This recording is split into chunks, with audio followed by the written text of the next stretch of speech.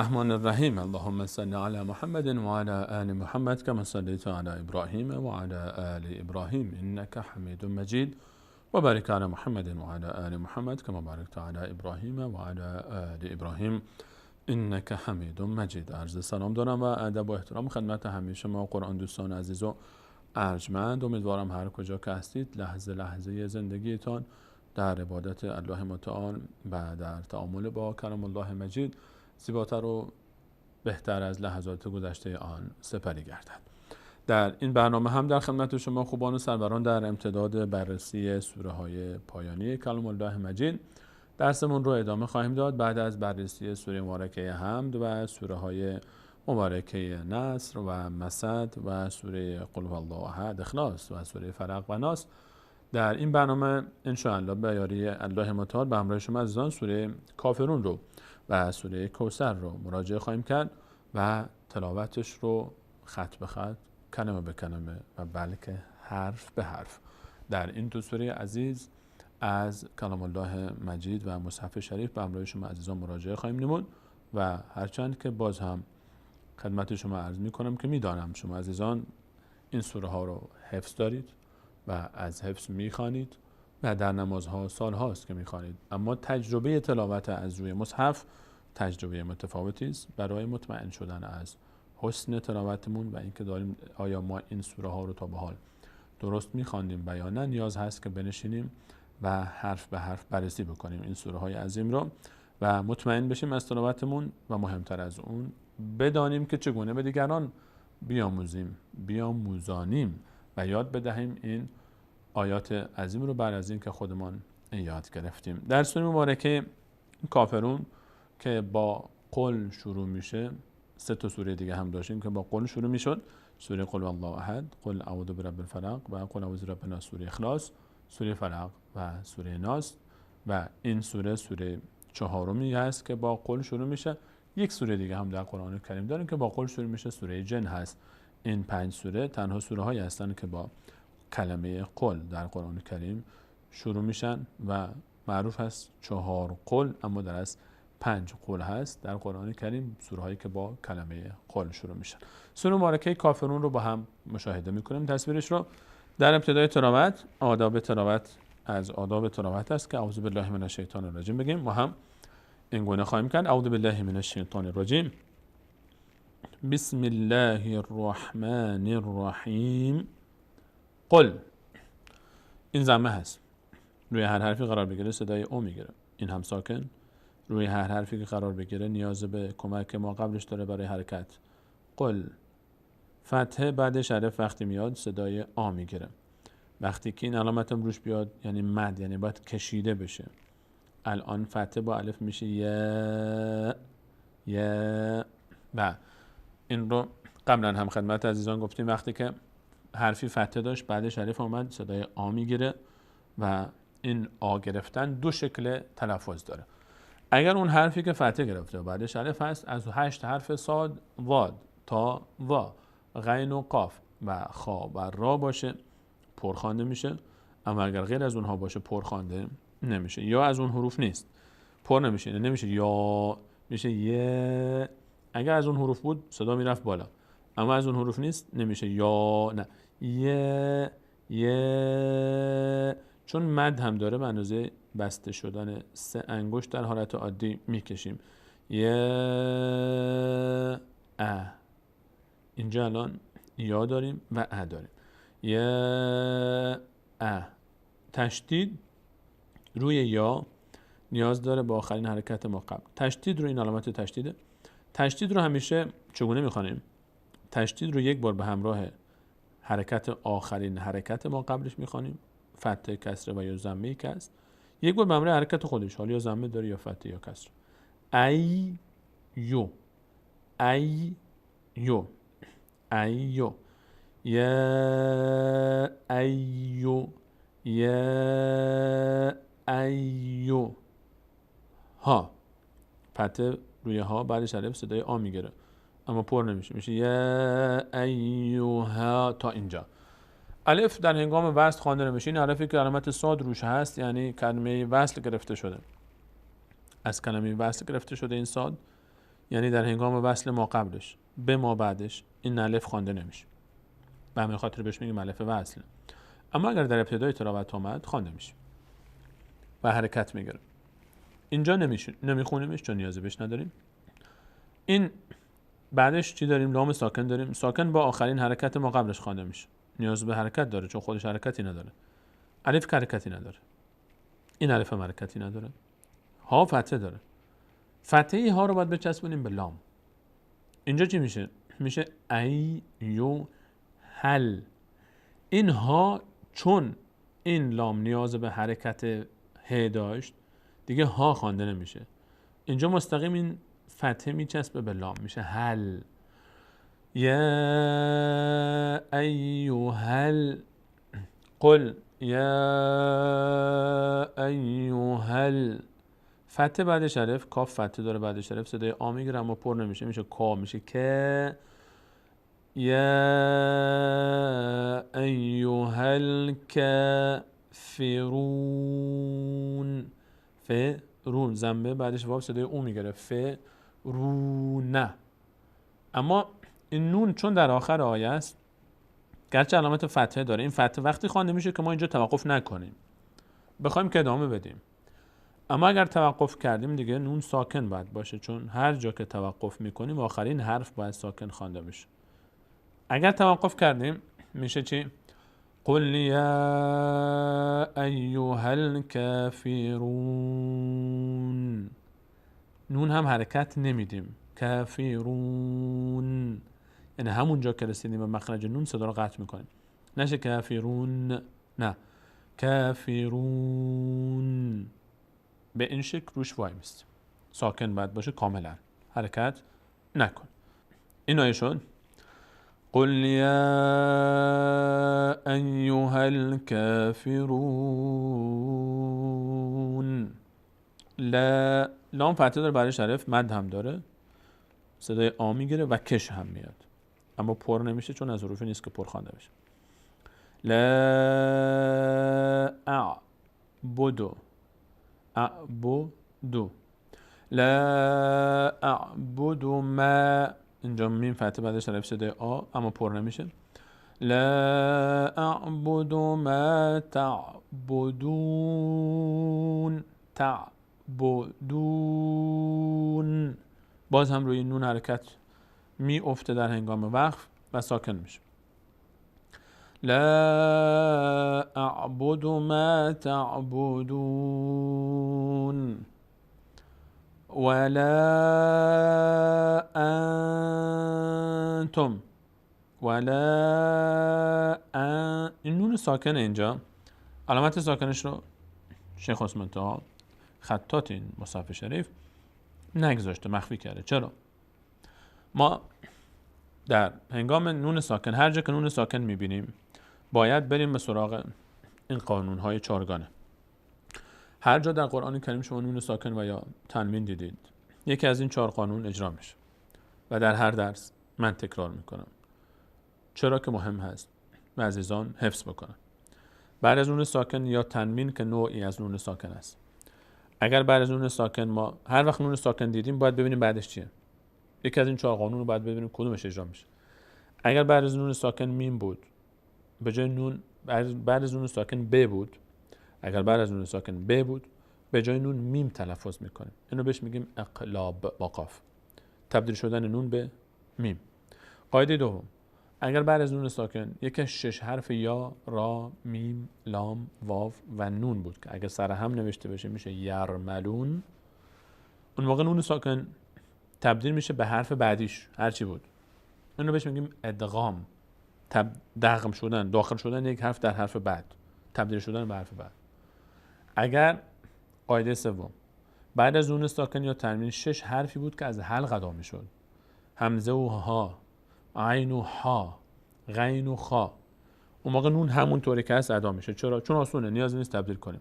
2 قانون قبلش ادغام و اقلاب به خاطر آسان تر شدن تبدیل میشدن، اما در همزه و ها و عین و ها و غین و خا حروف فرقی نیازی نیست، همون طوری که هست نون از مخرج خودش ادا میشه، بهش میگیم اظهار، ظاهر شدن نون. اگر این 3 قاعده اجرا نشد، بعد از نون ساکن ب نیست یرملون هم نیست و حروف حلقی هم نیست. اون موقع نون از مخرج خودش ادا نمیشه، صدا از بینی خارج میشه. مقداری هم در هنگام تلفظ صدا رو در بینی نگه میداریم، بهش میگیم اخفا، مخفی شدن. شیخ عثمان طاها در مصحف عثمان طاها، این نسخه‌ای که ما ازش داریم برای شما عزیزان تدریس میکنیم، جاهایی که نون ساکن اخفا میشه ساکنش رو مخفی میکنه تا نشون بده اینجا اخفا میشه. مثل این مثال، ببینیم مثال رو با هم. اینجا نون ساکنه، بعدش ت آمده، نه از حروف حلقی است، نه از حروف یرملونه، نه حرف باز. نون اینجا از بینی ادا میشه. چطوری؟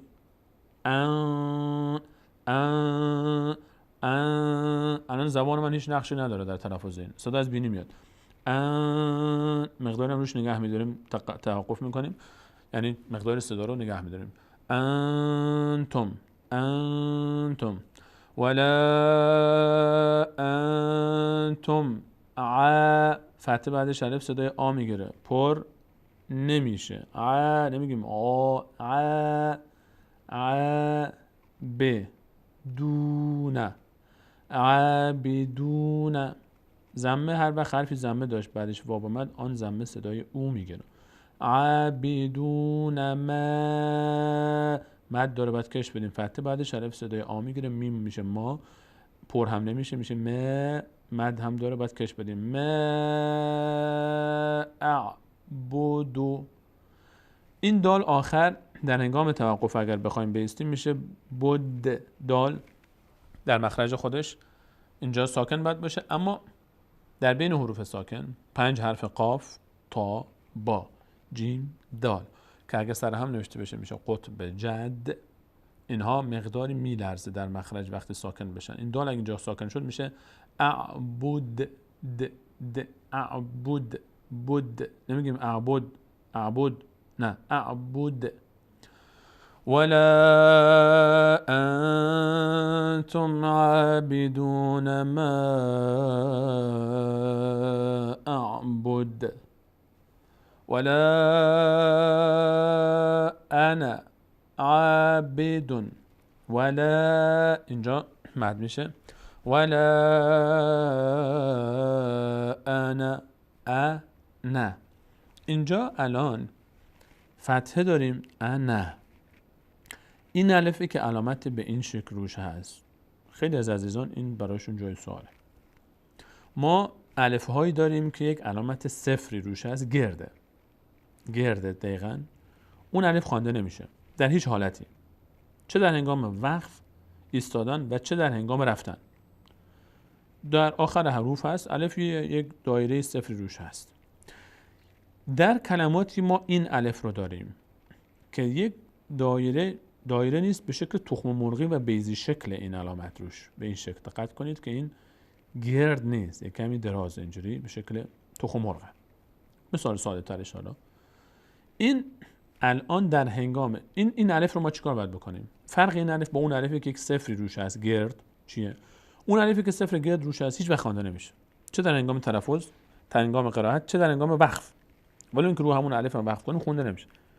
این الف الان خود این الف در هنگام تلاوت و ادامه دادن خوانده نمیشه. چی میشه؟ لا انا عابدون، رد میشیم. اما اگر اینجا ایستادیم نیاز نیست ما اینجا بیستیم، اما اگر به فرض اینجا کسی ایستاد، اون موقع دیگه این الف خوانده میشه. فرق این الف با اون الف در اینه. چرا این شکلش یک مقداری صفرش فرق میکنه، اینجا بیضی شکله، اون گرد. به این خاطر که نشان بده شیخ عثمان طاها این الف با اون مقداری فرق میکنه.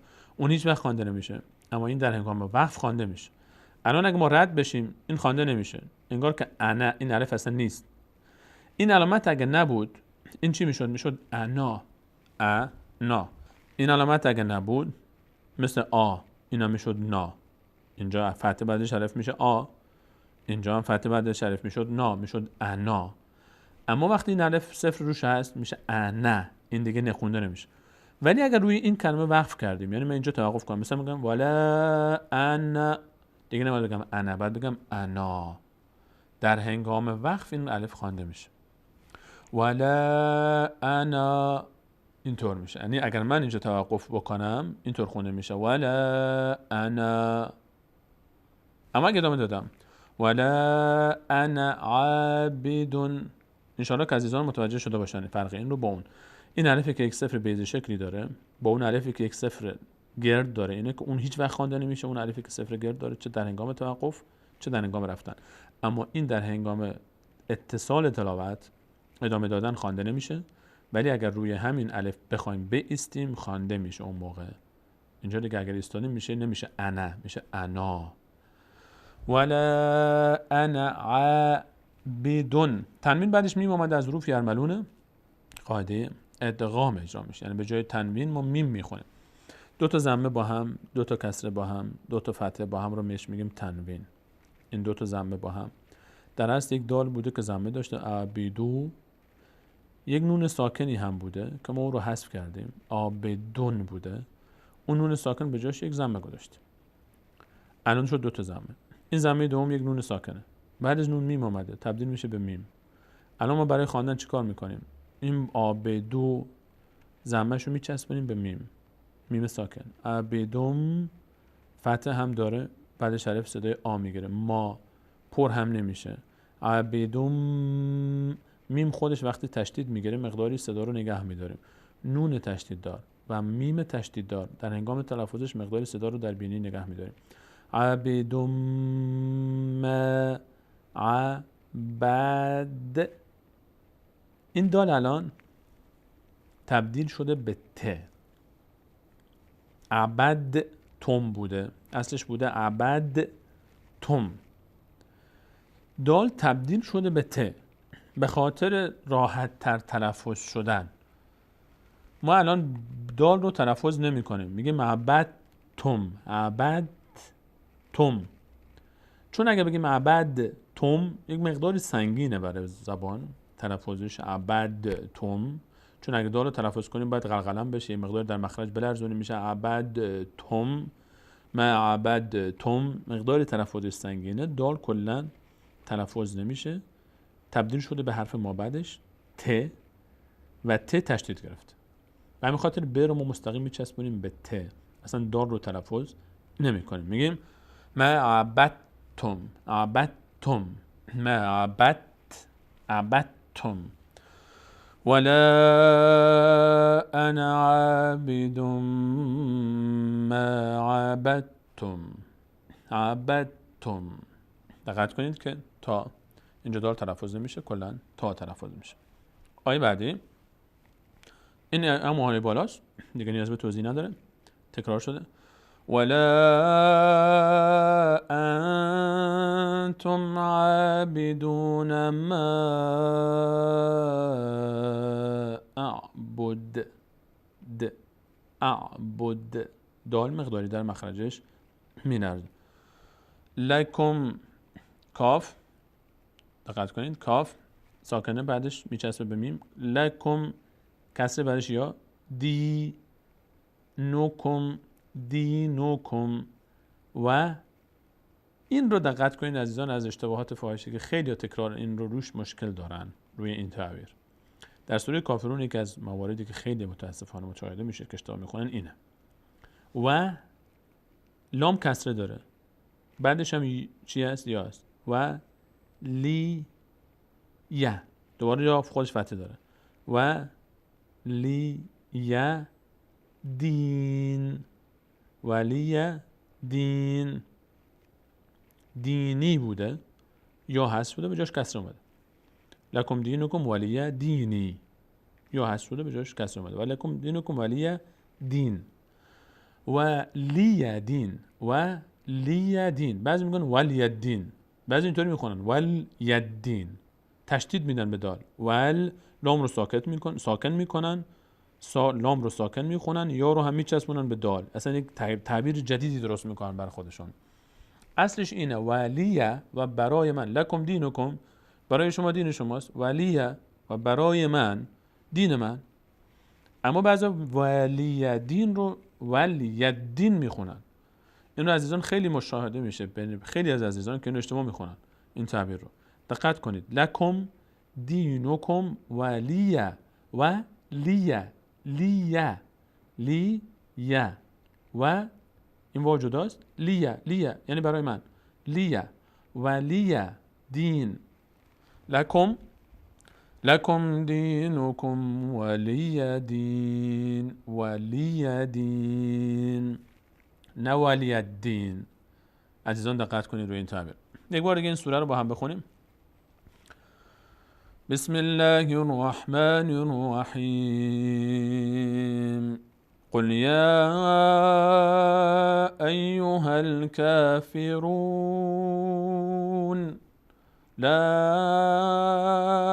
اعبد ما تعبدون ولا أنتم عابدون ما أعبد ولا أنا عابد ما عبدتم ولا أنتم عابدون ما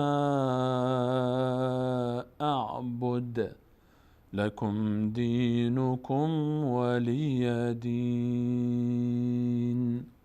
این از سوره مبارکه کافرون بود که انشاءالله عزیزان این سوره رو حتما تمرین کرده باشن و با دقت و یاد گرفته باشن. بریم به سراغ سوره مبارکه کوثر، سوره‌ای که کوتاه است و عزیزان حتما از حفظ دارن.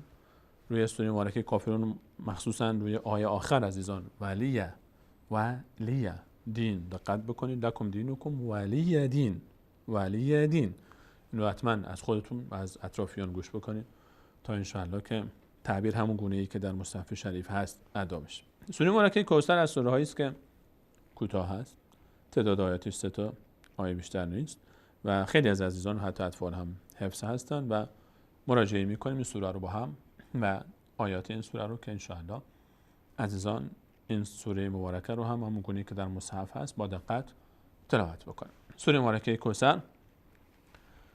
بسم الله الرحمن الرحیم اینا همزه بعدش نون مشدده، بعد بچسبه به نون، تشدید داره، نیاز به همزه داره. حرکت ما قبلش این فتح هم داره، بعدش الف صدای آ میگیره، پر هم نمیشه، نون مد هم میشه چون بعد کش بیاد، مد هم داره. نون رو هم در هنگام تلفظ در مخرجش گفتیم نون تشدید داره، مقداری صدا رو در بینی نگه میداریم. این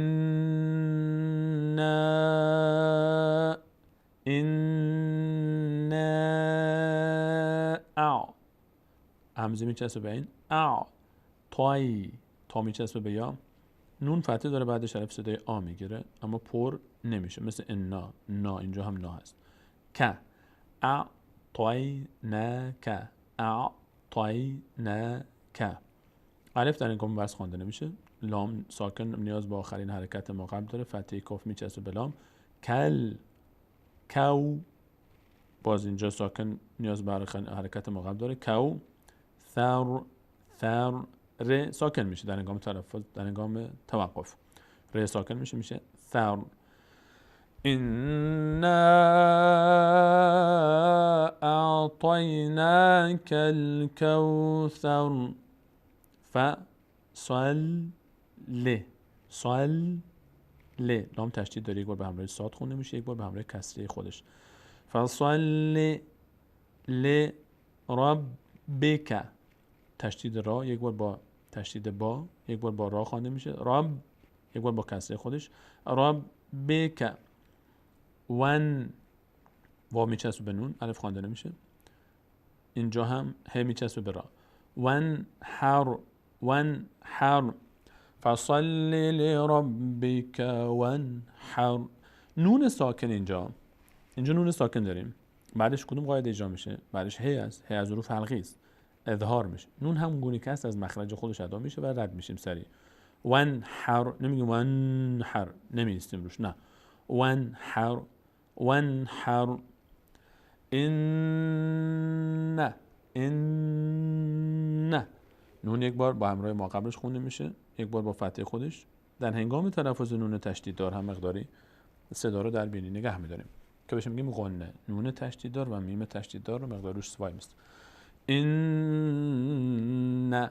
فتح، شین فتح داره، بعدش الف. ش الف صدای آ میگیره اما پر نمیشه. نمیگیم شا. ش ش ن ا ک. شانئک. ان شانئک هو و الف در هنگام وصل میفته، نخونده نمیشه. لام ساکنه نیاز به آخرین حرکت ما قبل واو. واو میچسبه به لام. هو ول اب. اب به میچسبه به الف. الف میچسبه به اب تر. اینجا را ساکن میشه، در هنگام توقف تر میشه. این شانئک هو الابتر. یک بار دیگه سوره از ابتدا با هم میخونیم. بسم الله الرحمن الرحیم. إنا أعطيناك الكوثر فصل لربك وانحر إن شانئك هو الأبتر. این هم از سوره مبارکه کوثر بود که انشاءالله عزیزان این دو سوره عظیم رو هم، سوره مبارکه کوثر و قبل سوره مبارکه کافرون رو هم مد نظر داشته باشید برای خودتون، برای عزیزان، دور و بری‌ها. و بسیار مهم هست که ما آنچه که میخوانیم از قرآن کریم مخصوصا در نمازها صحیح خوانده بشه و دقیق خوانده بشه. انشاءالله که ما و شما این توفیق رو داشته باشیم که از کسانی باشیم که رسول الله صلی الله علیه و سلم فرمود بهترین شما کسی است که قرآن را یاد بگیرد و به دیگران یاد بدهد. فقط به خودمون فکر نکنیم که خودمون یاد بگیریم، تلاش کنیم که دیگران هم یاد بگیرن. خودمون یاد میگیریم و به دیگران هم یاد میدیم تا انشاءالله جزء بهترین این امت حساب بشیم در روز قیامت. در برنامه بعد باز هم سوره های دیگری رو در خدمت شما عزیزان خواهیم بود. از سوره های کوتاه پایان کلام الله مجید حتما همراه ما باشید. الله یار و نگهدار.